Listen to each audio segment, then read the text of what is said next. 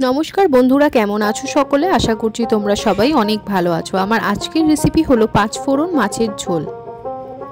गरमे पाते राखो रबीन्द्रनाथेर पछंदर पाँचफोड़न माछेर झोल ठाकुर बाड़ीर एटा रेसिपि जेटा तोमादेर साथे आजके शेयार करब। प्रथमेई आमि निये नियेछि 600 থেকে 700 ग्रामेर मतो कातला माछ। तोमरा किन्तु एखाने रुई माछও निते पारो। মাছগুলো আমি এখানে কিন্তু একটু বড় পিসই রেখেছি, যেটা তোমরা দেখেই বুঝতে পারছো। তো এই মাছটাকে আমি প্রথমে ম্যারিনেট করে নেব। প্রথমে আমি দিয়ে দিলাম হলুদ গুঁড়ো,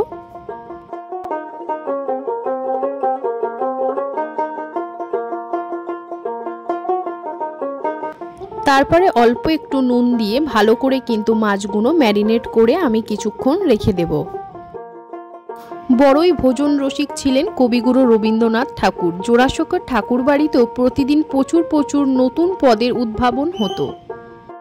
এবার আমি কিছু সবজি নিয়ে নিয়েছি। সবজির মধ্যে নিয়েছি পটল, যেটা আগে থেকেই কেটে রেখেছি। তার সাথে নিয়ে নিয়েছি আলু। মাছের ঝোলে কিন্তু যেরকম আলু দেয় সেভাবেই কেটে নেবে। নিয়েছি কাঁচা লঙ্কা, আদা রসুন, ধনেপাতা, টমেটো নিয়েছি গোটা জিরে। গোটা জিরে যদি তোমরা না দিতে চাও তার বদলে কিন্তু জিরে গুঁড়ো ব্যবহার করতে পারো। মশলাটা বেটে নেওয়ার জন্য দেখো আমি গোটা জিরে আদা রসুনটা দিয়ে মশলাটা ভালো করে বেটে নেব। এরপরে কিন্তু দেখো বড়ি নিয়ে নিয়েছি। বড়িটা কিন্তু অবশ্যই মাস্ট এই পাঁচফোড়ন মাছের ঝোল বানানোর জন্য। তার সাথে দেখো পাঁচফোড়ন নিয়েছি আর শুকনো লঙ্কা নিয়েছি। এবার কড়া বসিয়ে তার মধ্যে কিন্তু সরষের তেল দিয়ে ভালো করে তেলটা গরম হয়ে গেলে মাছগুলো কিন্তু আমরা ভেজে নেব। আমিষ নিরামিষ মন্ডা মিঠাই সবেতেই নতুনত্বের খোঁজ পাওয়া যায় ঠাকুর বাড়ির রান্নাতে। অনেক খাবারের মধ্যে রবীন্দ্রনাথের অন্যতম পছন্দের পাঁচফোড়ন মাছের ঝোল। মাছগুলোকে দেখো ভাজা হয়ে গেলে সেই তেলের মধ্যে কিন্তু আমি লাল করে বড়িগুলো ভেজে নিলাম।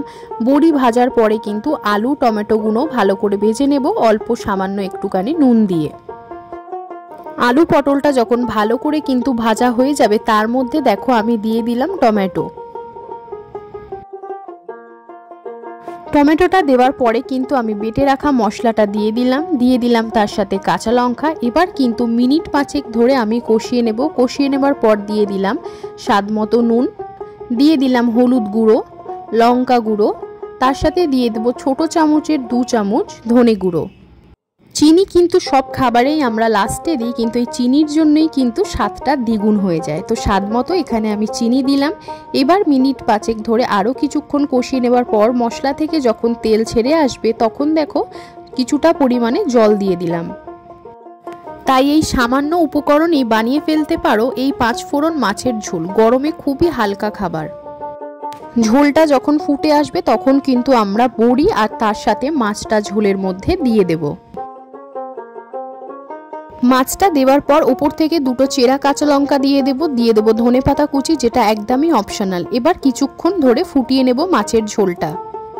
মাছের ঝোলটা ভালো করে ফুটে আসলে অন্যদিকে কড়া বসিয়ে দিয়ে দেব সরষের তেল, পাঁচফোড়ন দিয়ে দিলাম শুকনো লঙ্কা। এবার ফোড়নটা যখন আমরা ভাজবো তখন খুব সুন্দর একটা গন্ধ বেরিয়ে আসবে।